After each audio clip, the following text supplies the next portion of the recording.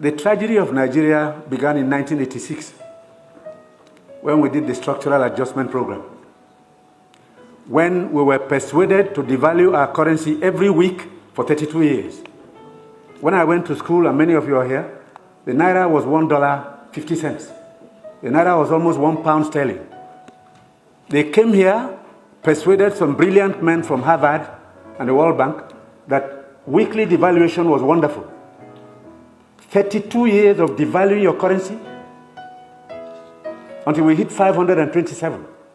And they were still telling us that the Naira was still overvalued. That brought poverty, misery upon us. Then interest rates went to 30%. So nobody could build a factory, start a farm, produce anything, or create jobs. Because every time you bring in a shipload of rice, you also bring in a shipload of unemployment. Because you are transferring your wealth to sustain other economies. Somehow, Nigerians didn't notice it.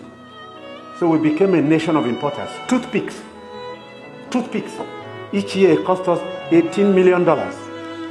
Importing toothpicks. Tomato paste, $400 million.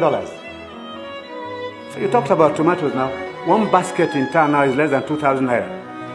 The farmers are losing money because the processors don't have enough funds to set up factories. They are going to do tomato paste.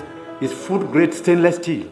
You can't just use anything because you'll be putting poison in people's stomachs.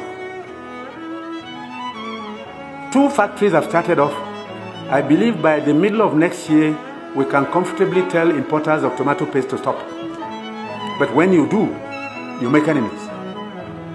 Even the rice we're trying to reduce, we have enemies, heavy enemies, people who can kill if they have a chance, because you're spoiling their business.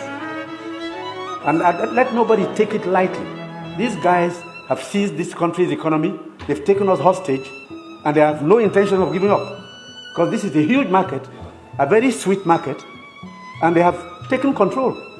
And I'm saying it because I have been in this business for 41 years and I can tell you some history. Abdullahi Adamu is here. Import milk, sugar, toothpicks, toothpaste, handkerchiefs, pencils. We don't make. To cure Nigerians of that malady will take a while. It will take a strong government. That's the truth. And they are not happy that we're cutting down. When we cut down, they lose money there. So you see all sorts of publications. We're telling lies. We're not growing rice. We're trying to demoralize the local farmers and make sure that the economy fails. That's the story of imports.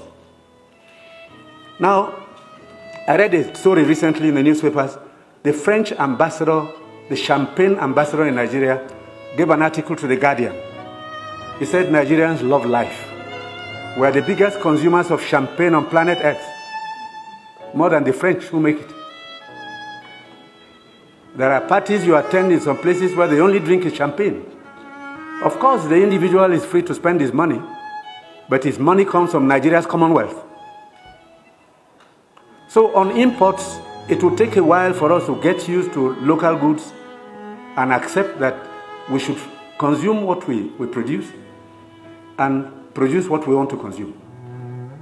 So I take your point. We have to take stern measures to cut down on imports because these young boys and girls who have no jobs today are not going to allow us to carry on enjoying life at their expense.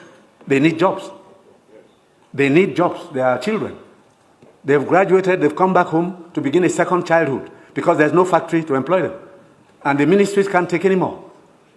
But somebody is making sure you fail when you want to produce at home.